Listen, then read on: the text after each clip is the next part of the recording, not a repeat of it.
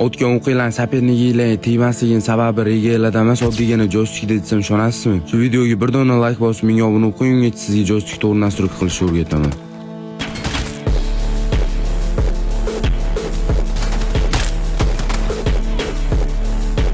Nastroykadan oldin yana bir foydali ma'lumot berib o'tmoqchiman. Akkauntinglarni sotmoqchi bo'lsangiz yoki sotib olmoqchi bo'lsangiz, profilim biosida yoki aktualniy akkaunt savdo topishingiz mumkin. Glavniy 100% ishonchli o'zim garantiya beraman. Endi nastroyka qaytadigan bo'lsa, birinchi qiladigan ishlar joystik kattaligini oddiy telefonda bo'ladigan bo'lsa, 115 dan 135 gacha qo'yishinglarni maslahat beraman. Endi qayoqqa joylashtirsak to'g'ri bo'ladi deydiganlar uchun o'zingizlar qulay bo'lgan joyga joylashtirishinglarni maslahat beraman. Lekin tepadagi yugurish degan narsa bor. Tez yugurishchi o'sha tepaga qo'yib qo'yasizlar, sizlarga xalaqit berishi mumkin. Buni qilib bo'lganingizdan keyin takomillashtirilgan boshqaruvga o'tasizlarda siltov sezuvchanligi turibdi, o'shani yuz qilib qo'yasizlar. Uni to'g'rilab bo'lganingizdan keyin yana ozroq pastga tushadigan bo'lsa, yugurishda qo'llash rejimi turibdi, o'shani o'chirib qo'yasizlar. Foydan tegan bo'lsa bir dona obuna jalb qilmasdan bosib qo'yasizlar degan umiddaman.